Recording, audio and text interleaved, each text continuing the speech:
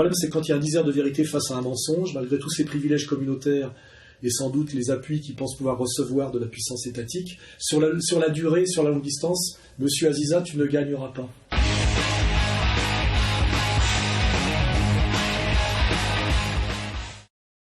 Aujourd'hui, il sera question d'un pays dont on parle peu, si ce n'est lorsque l'actualité et les médias, mal intentionnés, le couvrent d'opprobre, que l'on songe seulement à l'affaire du Darfour. Il s'agit du Soudan, ou des Soudans, comme il faut dire désormais.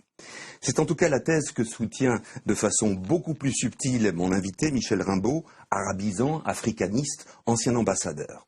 Son ouvrage, Le Soudan dans tous ses états, n'est pas un récit vaguement croustillant d'un ancien diplomate de la France, mais bien la dénonciation de ce qu'il considère comme un acteur hypocrite, la communauté internationale, facteur en quelque sorte d'un néocolonialisme qui frapperait le Soudan. Monsieur Rimbaud, merci d'être avec nous aujourd'hui.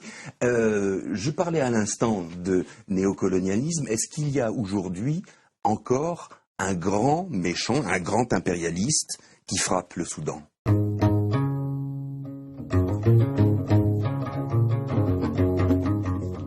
Oui, on parle toujours du Soudan, du Darfour, comme un conflit entre chrétiens et musulmans, musulmans agressifs, islamistes, etc. Et là, parce qu'on parlait des corps constitués, nous avons un ancien ambassadeur du Soudan, français, ce qui veut dire qu'il n'a pas fait une carrière très stratégique, parce qu'il n'a pas terminé à Washington ou à Tel Aviv, mais il a terminé au Soudan, ce qui veut dire peut-être qu'il était un peu intègre. Cet ancien ambassadeur a eu le courage d'écrire un livre, on mettra le lien. On pourrait peut-être même le vendre sur Contre-Culture, pour dire que la présentation du conflit du Soudan et de la crise du Soudan en termes ethnico-religieux, c'est-à-dire de musulmans contre d'autres, est une escroquerie. Non, mais l'affaire du Darfour, vous la jugez comment de ce point de vue-là ? Je la juge très très sévèrement, parce que je pense que c'est une manipulation pure et simple. Bien sûr, ça veut dire qu'il y a eu beaucoup de déplacés, de victimes, mais les responsables, disons, de la crise du Darfour ne sont pas seulement le gouvernement soudanais, ce fameux Janjaweed, qui sont des espèces de monstres mythiques, qui existent, mais enfin qui sont, c'est pas comment on les décrit. Bon, mais il y a eu toute une manipulation, un battage médiatique à laquelle participe d'ailleurs systématiquement Bernard-Henri Lévy et toute la clique sioniste, et que c'est en réalité une déstabilisation voulue essentiellement par les Américains et les Israéliens. Vous donnez l'impression de démonétiser les acteurs locaux, comme s'ils n'étaient que des pantins effectivement de cette communauté internationale. Il y a bien évidemment la responsabilité du gouvernement central. Un gouvernement central a toujours la responsabilité puisqu'il a le pouvoir. Mais il y a aussi la responsabilité des forces extérieures. Par exemple, dans le SPLA, le mouvement de John Garang, le deuxième mouvement sudiste, mais le premier c'était la même chose, il y a eu toutes les interférences étrangères et les encouragements, disons, je pense, des pays occidentaux, notamment des États-Unis, d'Israël, pour ne pas le citer. Pour aller contrer les Chinois, effectivement, sur cette guerre qui est la guerre d'approvisionnement en matières premières, qui est la condition effectivement du développement économique et de la suprématie à venir de la Chine, que veut empêcher par tous les moyens les États-Unis, non pas par la juste concurrence et la juste compétition libérale qui n'a jamais existé, sauf dans l'esprit des imbéciles, des naïfs et des menteurs, c'est-à-dire des élèves de l'école libérale naïfs et des profs menteurs de l'école libérale. Derrière le libéralisme, il y a toujours la puissance militaire et l'inégalité, l'échange inégal. Et donc cet ambassadeur dit bien que la lecture ethnico-religieuse du conflit du Soudan est une escroquerie, que l'islamisme n'est pas du tout la cause, et que de toute façon c'est ethniquement très mélangé, mais que derrière c'est la déstabilisation du pays par les Israéliens et les Américains pour empêcher les Chinois d'accéder à des matières premières dont ils ont besoin, et que cette clé de lecture est valable à peu près pour tout ce qui se passe en Afrique en ce moment, où c'est une guerre à distance, par personne interposée, et même des fois par armée interposée malheureusement, comme en ce moment la France au Mali. C'est une guerre entre Américains et finalement et Chinois, voilà, avec effectivement les Israéliens positionnés avec les Américains, voilà. C'est pas un printemps arabe, mais si on le remet dans la longue liste des opérations de déstabilisation du monde arabe, c'est une théorie, c'est pas un complot, je suis pas du tout conspirationniste. Mais il y a bien un plan de déstabilisation américain, c'est pas du secret. Il figure dans tous les bouquins, dans toutes les revues maintenant. C'est le général Wesley Clark, l'ancien commandant en chef de l'OTAN, qui déclarait dès les années 2001-2002, oui, nous sommes en train de travailler, enfin il entendait ça d'un collègue du Pentagone qui disait, oui, nous sommes en train de travailler à la déstabilisation de l'Irak, on préparait la deuxième guerre contre l'Irak, Saddam Hussein, et il y a 7 pays, entre autres, il n'en citait pas plus. Mais il y avait la Syrie, le Liban, l'Iran, la Libye, l'Iran, l'Irak, et il y avait notamment la Somalie et le Soudan. Le Soudan était le dernier sur la liste alphabétique, mais il a été le premier dans l'ordre chronologique. Je pense que c'était le premier pays à passer au coup près. Donc je salue cet ambassadeur français pour être incarné dignement la tradition de la diplomatie française. Je rappelle que la France était la grande nation encore au XVIIIe siècle et que le langage diplomatique était le français jusqu'au début encore du XXe siècle, je crois. Hein, ce qui pour vous dire que voilà, nous... Et aussi, petite remarque, pourquoi je porte aussi ce vêtement de sportswear pro-russe, c'est-à-dire de ce qu'on appelle Far East. C'est parce que les Russes, contrairement aux Anglo-Américains, sont des grands admirateurs de la culture française et que toutes les élites russes avaient des précepteurs français et que la langue française était la langue de la cour en Russie. Et donc que nos alliés naturels et les gens qui nous aiment et qui nous respectent sont à l'Est, et que nos ennemis permanents ont toujours été la perfide Albion et ses extensions, c'est-à-dire les Anglo-Américains, et nos rivaux sur le continent ont souvent été effectivement les Allemands, avec cette résistance dont parle très bien Asselineau, de cette nation française à l'impérialisme germanique, prolongement du Saint-Empire romain germanique, dont la capitale n'est pas Paris mais Aix-la-Chapelle, hein, pour ceux qui pensaient que c'est nous, non, il y a que Zemmour qui pensait que c'était nous les héritiers de l'Empire romain. Non, nous on a été cette Gaule colonisée, puis cette France qui a résisté à une double pression impériale alternée, tantôt l'impérialisme allemand, qui amène aussi à la défaite de 40, hein, et à l'occupation allemande, et l'impérialisme anglais beaucoup plus perfide, qui souvent d'ailleurs s'est maintenu en nous opposant à l'Allemagne. Ceux qui nous aiment et ceux avec qui on a des choses à faire à l'avenir, aussi bien commercialement que philosophiquement, éthiquement et culturellement, c'est l'Est, hein, c'est Paris, Berlin, Moscou et d'ailleurs aussi Belgrade. Hein. Voilà, c'est nos amis, ceux qui nous aiment et ceux avec qui nous avons des choses à faire sont à l'Est, pas à l'Ouest. C'est ça. À l'Ouest, comme le disait Mitterrand, nous sommes en guerre avec les États-Unis et les Français ne le savent pas. Une guerre permanente, une guerre vitale, une guerre économique, une guerre sans mort apparemment. Oui, ils sont très durs, les Américains. Ils sont voraces, ils veulent un pouvoir sans partage sur le monde. C'est une guerre inconnue, une guerre permanente, sans mort apparemment, et pourtant une guerre à mort. Et c'est une guerre que nous perdons systématiquement depuis des décennies et décennies. Le dernier ayant essayé de résister étant De Gaulle, il a été chassé par une révolution colorée dont le fer de lance était Cohn-Bendit, hein, et ses petits potes, pas français de souche catholique comme vous vous en rendez compte. Et depuis nous ne faisons qu'être trahis, soumis, depuis l'élection de De Gaulle, un peu par les Pompidou, un peu plus par les comment dirais-je, les Giscard, encore un peu plus par les Mitterrand, même si à la fin de sa vie il a essayé de résister un peu. Chirac, la débandade totale, même avec 2-3 petits sursauts en Palestine et en Irak. Et puis alors après, depuis Sarkozy, c'est la soumission intégrale. Hein. Et Sarkozy-Hollande, c'est la même séquence. Voilà. Hein, donc je salue ce diplomate français honnête qui dit une vérité, qui nous renvoie à la diplomatie française respectable de l'époque gaulienne et de l'époque où nous étions la grande nation et où la langue française était la langue de toutes les élites culturelles d'Europe. Et je rappelle que voilà, nos plus grands admirateurs sont dans le monde arabe, en Russie et en Amérique latine, et sûrement pas dans le monde judéo-anglo-américain, qui sont ceux qui nous méprisent le plus et qui malheureusement nous dominent aujourd'hui totalement. Hein. Nous sommes méprisés par les Israéliens, méprisés par les élites anglaises depuis toujours, agressés, dominés, volés, pillés, châtiés par les Américains. Il faut bien le comprendre, alors que nous sommes respectés encore un peu malgré tout dans le monde arabe, pour ce qu'a fait De Gaulle à une certaine époque, respectés depuis toujours par le monde russe, par le monde orthodoxe russe, respectés par les Serbes, et qu'il faudrait quand même respecter aussi d'ailleurs en Afrique d'une certaine façon aussi, il ne faut pas l'oublier, et il serait temps que une France qui s'appartient, qui se respecte et qui travaille pour ses intérêts, aille tendre la main à des gens qui la respectent plutôt que de systématiquement tendre son cul à des gens qui la méprisent. Voilà. Les drapeaux en berne, deuil national aux États-Unis en hommage aux victimes de la fusillade dans une école de Newton dans le Connecticut. 20 enfants abattus ainsi que 6 adultes dans cette tuerie, une des plus meurtrières de ces dernières décennies aux États-Unis. Le choc est brutal ce matin. Les chaînes de télévision américaines ont interrompu leur programme. La tragédie s'affiche sur les écrans des taxis new-yorkais.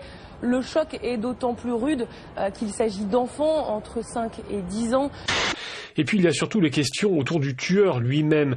Qui était-il vraiment? Pourquoi a-t-il agi ainsi? Comment a-t-il pu pénétrer avec plusieurs armes dans cette école? A-t-il été abattu ou s'est-il suicidé? Nous voulons que l'on se souvienne de la fusillade de Sandy Hook comme d'un tournant qui aura permis de rassembler les gens à travers tout le pays et de mettre en place un vrai plan pour le changement. Ne rien faire, ce n'est plus une option. On ne saura peut-être jamais pourquoi cette tragédie est arrivée. Mais ce qu'on sait, c'est que chaque jour depuis, d'autres Américains sont morts à cause d'armes à feu. Ce type de violence a de terribles conséquences pour notre société. C'est pourquoi j'ai demandé au vice-président d'agir avec les membres du cabinet et plusieurs organisations pour dégager des propositions concrètes d'ici janvier, des propositions que j'appuierai sans délai.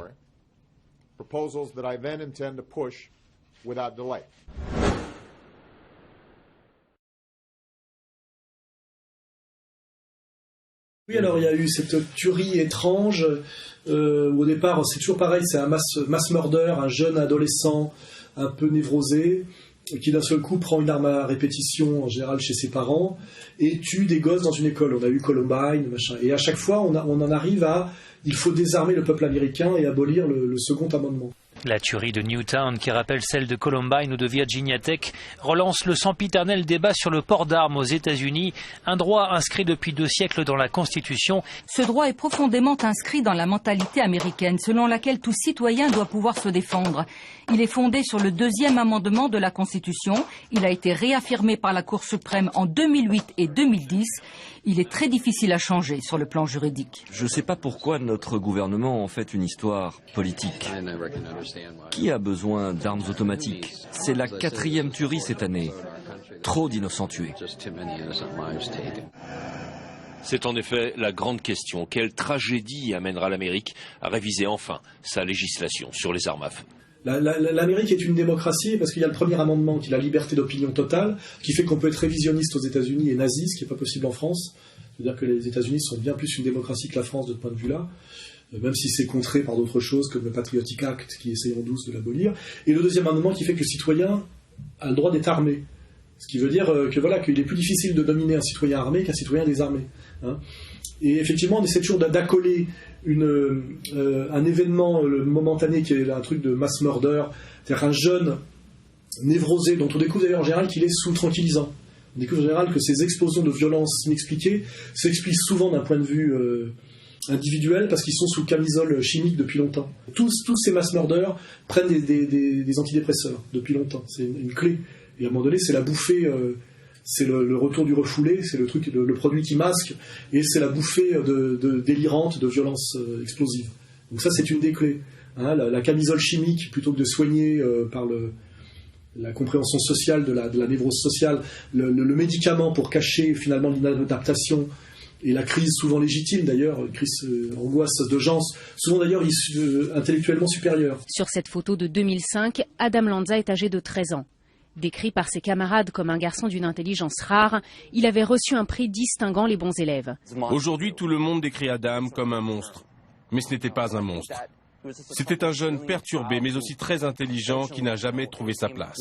Souffrant dans une société de merde, à qui on file des médicaments pour les abrutir et qui, à un moment donné, explose. Hein, ça, c'est une des clés.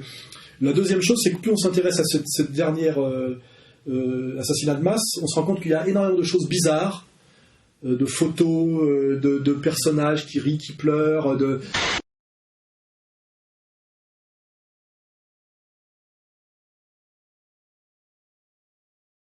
Looks like the family is there, and they're getting ready to come to the microphone, so we'll listen in.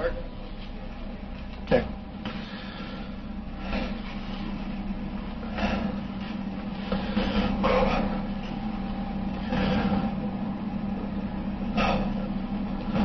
name's Robbie Parker.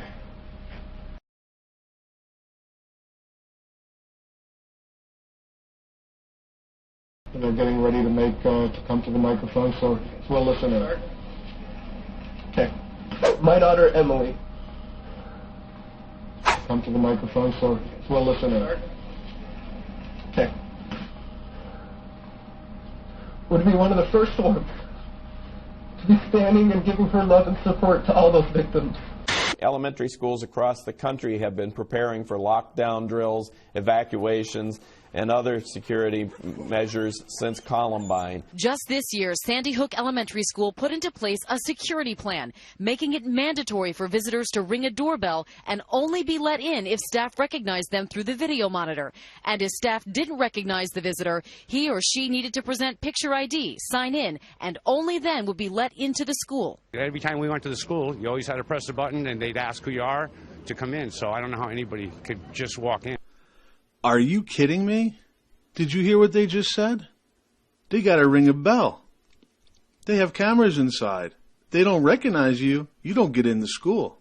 They said that he wore a mask. They said Adam Lanza wore a mask. Why would you let a guy in with a mask? And if you did let him in, you got the camera. You want to shut me up? Let me see the video. Let me see the video of the guy ringing the buzzer. That's all I got to say.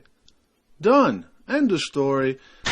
Et qu'on a l'impression qu'il y a quand même de la manipulation. On n'est pas du tout sûr que ça soit réellement passé comme on nous dit, voire instrumentalisation et montage pour justifier de désarmer le peuple américain qu'il va falloir de plus en plus dominer en période de crise et soumettre. Hein, voilà. Donc c'est un dossier intéressant. Hein.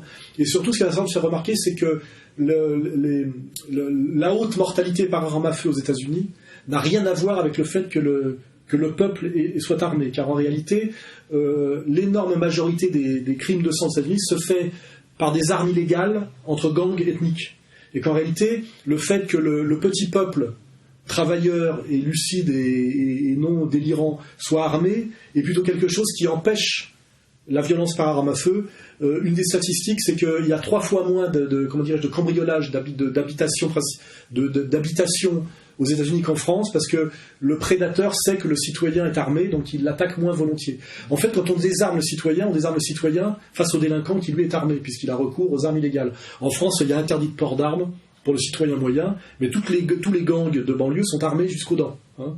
Donc il y a un mensonge entre le lien entre, comment dirais-je, une action isolée d'un tueur de masse et le fait qu'il faille désarmer et abolir le 2e amendement. C'est un mensonge. Sociologiquement, c'est un montage malhonnête auquel a contribué d'ailleurs un type très louche mais très talentueux qui était Michael Moore, qui est très talentueux mais qui est très louche, hein, qui est de plus en plus louche d'ailleurs aujourd'hui. Il s'est retiré avec son pognon. Voilà, et finalement, c'est très talentueux. Il produisait des documentaires très agréables à voir, mais finalement peut-être beaucoup plus malhonnête et politiquement louche que ce qu'on pourrait penser. Voilà. A posteriori, finalement, je me demande si je respecte pas plus Charlton Heston que Michael Moore. Hein. C'est une question que je me pose aujourd'hui. Voilà. Donc ce dossier, je ne vais pas rester très longtemps. Quand on s'intéresse, on mettra tous les liens, ils y sont. Il est possible que ce soit un montage et une manipulation, cet assassinat. Il est possible que le but, ce soit de désarmer le peuple américain en période de crise, parce qu'un État illégitime, dominateur en période de crise sociale aggravée, a peur d'un peuple. Je parle des couches moyennes blanches armées, a peur d'un peuple armé. Et que surtout ce qu'il faut bien prendre conscience, c'est qu'il n'y a pas de lien sociologique entre les crimes par arme à feu aux États-Unis et le fait que les Américains soient armés. C'est même plutôt l'inverse. Le fait que les gens soient armés pousse plutôt les gens à être calmes dans leurs échanges, ce qu'on m'avait expliqué d'ailleurs à New York, chez la population blanche de New York moyenne, si on enlève les gangs ethniques. En général, le fait qu'on soupçonne les citoyens d'être armés fait qu'on est plutôt respectueux dans le métro et dans les contacts interindividuels et qu'il y a moins de bagarres. Parce qu'effectivement, ça peut partir gravement, quoi. Donc voilà, donc c'est un dossier intéressant. On a mis pas mal de trucs sur Internet, donc je ne vais pas trop creuser là-dessus. Mais ça pue. Cette histoire pue une fois de plus. Et je ne suis pas complotiste, mais les Américains sont quand même les spécialistes, avec les Israéliens et les Anglais, d'opérations sous faux drapeau, de montage, de manipulation médiatique. On a bien... on a le recul suffisant pour voir ce que c'est que la version officielle de l'assassinat de Kennedy et ce qu'on peut en penser. l'État profond américain, pour employer l'expression de Chauprade, qui ne mange pas de pain, est capable de montages incroyablement sophistiqués et vicieux pour manipuler le peuple, ou en tuant des gens sans aucun problème. Le 11 septembre, c'est 3000 morts, c'est sans doute une opération de l'État profond. Ça n'a jamais gêné les élites oligarchiques de sacrifier 3000 de leurs citoyens de base pour arriver à leur fin. C'est même, je dirais, assez systématique et assez cohérent compte tenu de leur vision du monde, voilà, et de leur manière de procéder. Voilà, donc je n'irai pas plus loin, mais c'est un sujet qu'il fallait aborder quand même. Voilà.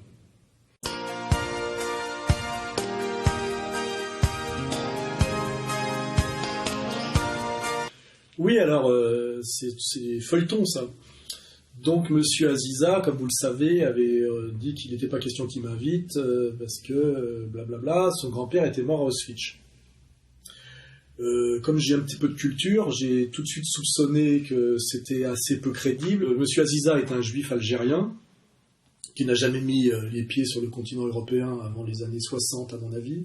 On a vérifié, évidemment, et fait vérifier qu'aucun Aziza n'est mort à Auschwitz, alors à moins qu'il s'agisse de sa grand-mère maternelle. Un Aziza est mort à Sobibor, c'est vrai, mais ce n'est pas sa famille, on a vérifié, puisque voilà. Des gens ont demandé à M. Aziza donc, de nous dire qui était son grand-père, donc maternel, qui ne porte pas le nom d'Aziza, qui était mort à Auschwitz. Il a bien évidemment botté en touche avec mépris. Je n'ai aucune information complémentaire à vous donner. Ce qui est arrivé à mon grand-père et au mien est un fait. Je n'ai pas à me justifier devant des énergumènes de votre espèce qui sont dans la droite ligne du négationniste Forisson.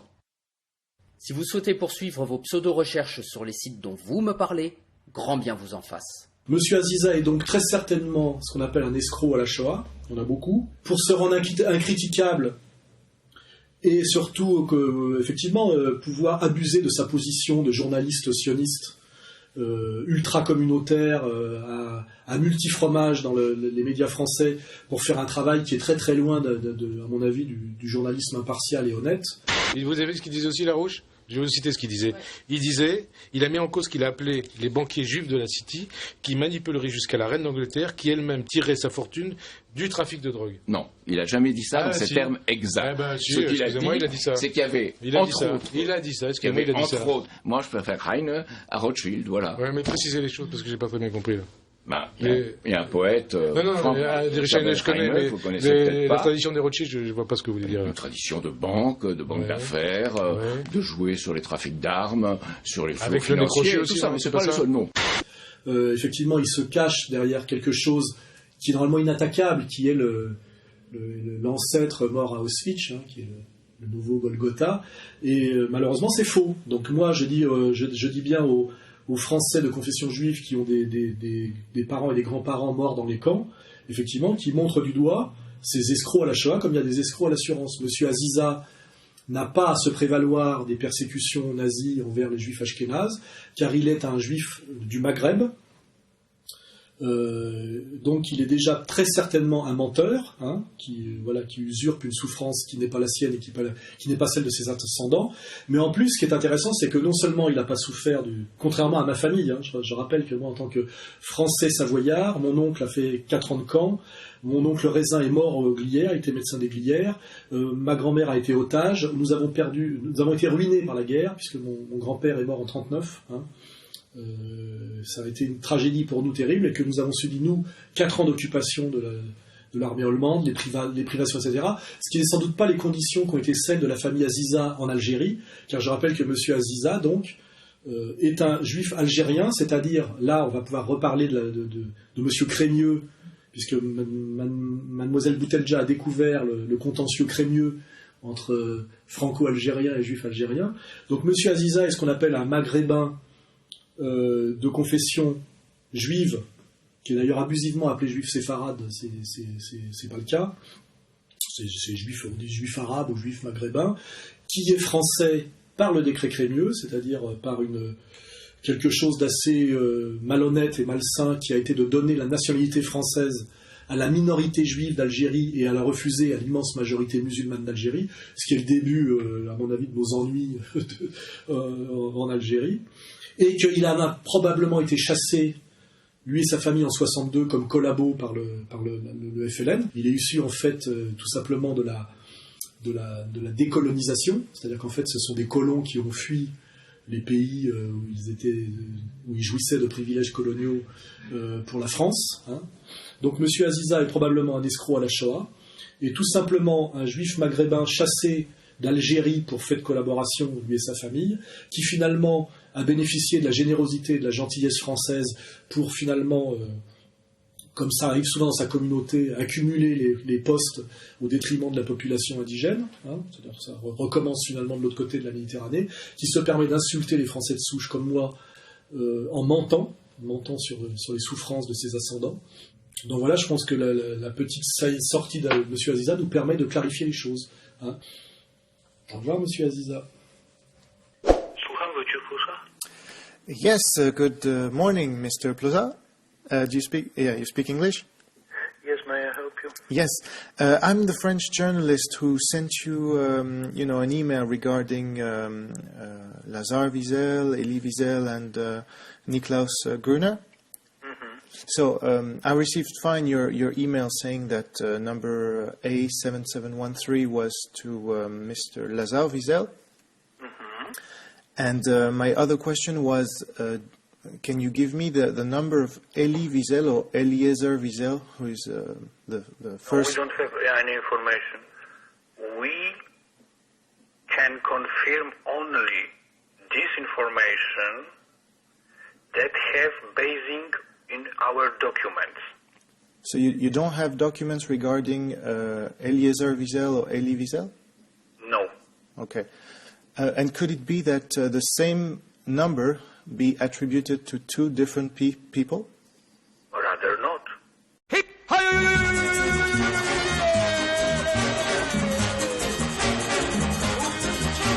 Ah oui, alors là, pour une fois, depuis le temps que M. Robin attend que je parle de lui, je vais le féliciter, parce que moi, je n'ai pas de haine, comment dirais-je, inextinguible. Je ne suis pas dans une idéologie du ni pardon ni oubli, n'est-ce pas? Je suis un helléno-chrétien, donc, en tant que grec amoureux de la vérité et fonctionnant sur le doute, et en tant que chrétien charitable et compassionnel. Donc je vais dire que je remercie, comment dirais-je, Jean Robin d'avoir parachevé, d'avoir répondu à mon défi et d'avoir parachevé mon boulot. Elie Wiesel semble bien être, comme M. Aziza, mais lui en première ligne, un escroc à la Shoah, car d'après le courrier que Jean Robin a reçu d'Auschwitz, le numéro que M. Wiesel prétend avoir sur le bras n'est pas le sien, ce n'est pas, et on est pratiquement certain que M. Wiesel n'est pas tatoué. First of all, let's take a close look at Elie Wiesel's left arm, and while we're at it, at his right arm as well.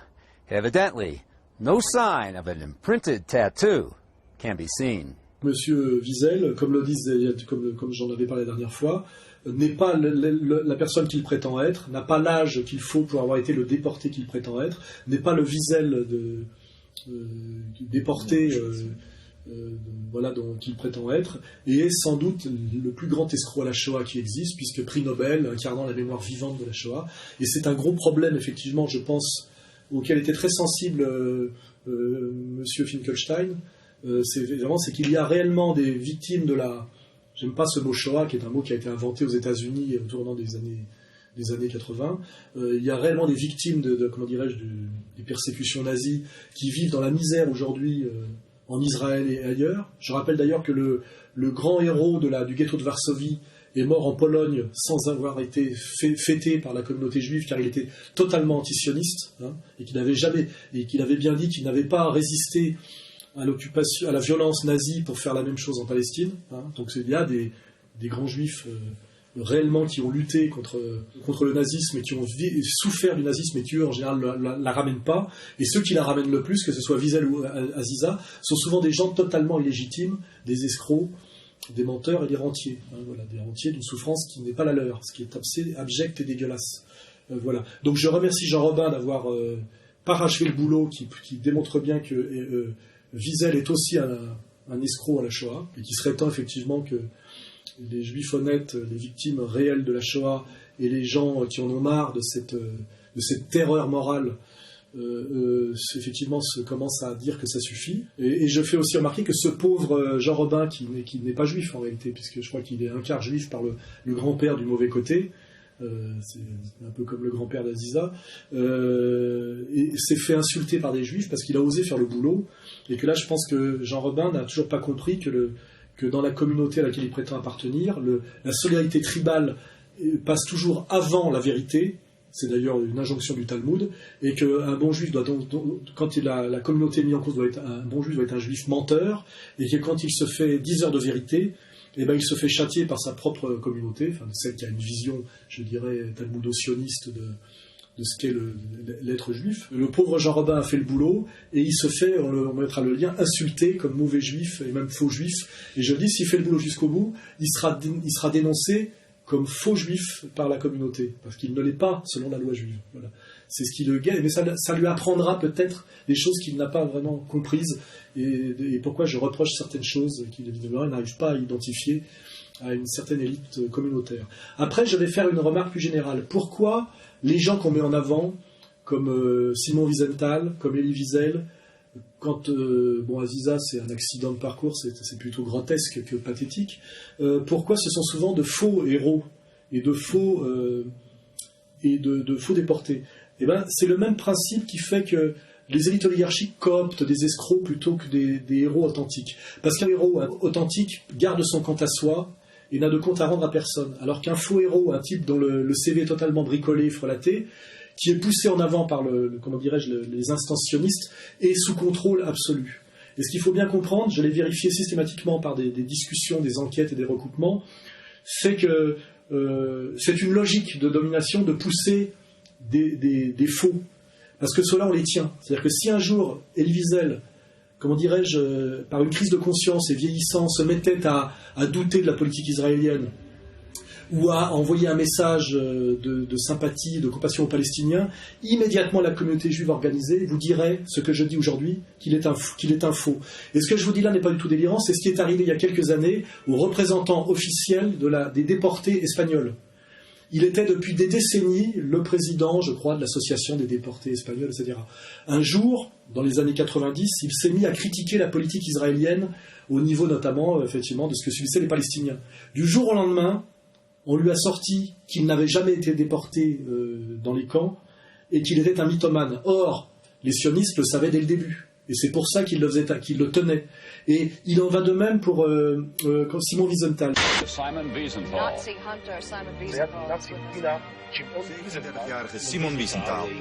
Leading Nazi hunter in Vienna. Worldwide as the conscience of the Holocaust. Criminel de guerre de l'Allemagne nazie. Successful Nazi hunter. He is a self-appointed instrument of world justice. But he refuses to let his former tormentors live in peace. Your organization had tracked down some 1,100 Nazis. Do you think it's still really worthwhile pursuing these men who must by now be fairly old? You must understand, my office is the last office in the world. And because this is the last office, you cannot close the office. I cannot stop.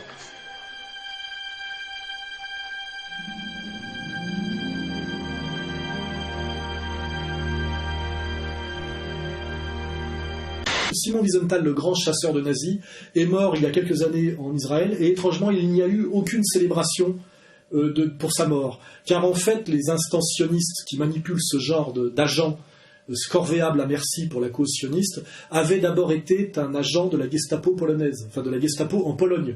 Et ça, les élites sionistes le savaient. Et en général, les gens que les sionistes mettent en avant, comme espèce de héros de la Shoah, etc., sont très souvent des escrocs, parce que c'est comme ça qu'on les tient jusqu'au bout, et qu'on les oblige jusqu'au bout à obéir à la politique et à la vision sioniste. C'est pour ça que le système de domination oligarchique, je le redis, promeut les faux héros, les escrocs, les faux intellectuels, les gens à CV frelaté, parce qu'ils ne peuvent rien faire contre les gens comme moi, ils ne peuvent pas manipuler. Le héros du ghetto de Varsovie était immanipulable, et il a dit merde au sionisme toute sa vie. Lui non plus n'a jamais été célébré par les instances sionistes mondiales, parce que c'était, voilà, il était immanipulable. Et donc ce n'est pas du tout un hasard, je le dis, si Elie Wiesel a un CV aussi louche. Il ment sur sa date de naissance, il ne parle pas hongrois, il ment sur le numéro sur son bras, il ment surtout, son livre La Nuit est truffé de malhonnêteté, de mensonges et d'incohérences. il n'en est probablement pas l'auteur, etc.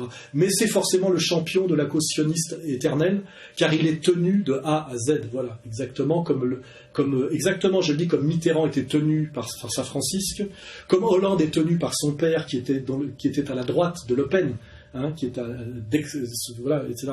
Et que les sionistes préfèrent se sévir de gens qui tiennent intégralement, donc de menteurs, de tricheurs, etc., que d'honnêtes gens. Car les honnêtes gens, à un moment donné, leur tournent le dos forcément. Voilà. Et donc, c'est pour passer du particulier au général, hein, pour que vous preniez bien comment ça fonctionne.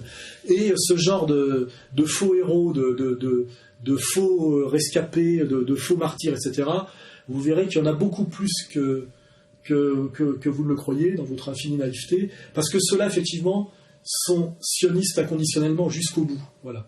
Ils sont obligés de faire le tapin. Et ce tapin est très rentable, hein, évidemment. Ils touchent gros pour mentir, continuer à mentir, et ils sont tenus intégralement. Ce qui fait qu'à la fin, parfois, ils ont de gros problèmes de conscience. Et là, j'aborderai peut-être un autre jour le suicide de Primo Levi, qui s'est suicidé, et qui, dans son dernier roman à clé, parle à son fils, où il avoue qu'il est un menteur intégral, dans un roman à clé. Et c'est très explicitement dit dans le dernier livre qu'a publié Primo Levi, avant de se suicider. Et je rappelle que Primo Levi est l'homme qui a poussé Racinier à lui répondre dans un livre qui s'appelle Le mensonge d'Ulysse, qui était pour répondre au mensonge de Primo Levi. Voilà. Un jour, quand j'irai encore un peu plus loin, si Dieu me prête vie, parce qu'effectivement tout ce que je dis là est infiniment dangereux, parce que je démontre toute la mécanique de domination sioniste par le mensonge, un jour nous éplucherons, nous étudierons ce que dit Primo Levi de lui-même et de sa vie de mensonge dans le dernier livre qu'il a écrit. Voilà. C'est très intéressant et très transparent, car en vérité, comme je dis, tout est là. Ce qui est terrible avec la vérité, c'est que quand on la cherche, on la trouve. Je finirai sur ce sujet.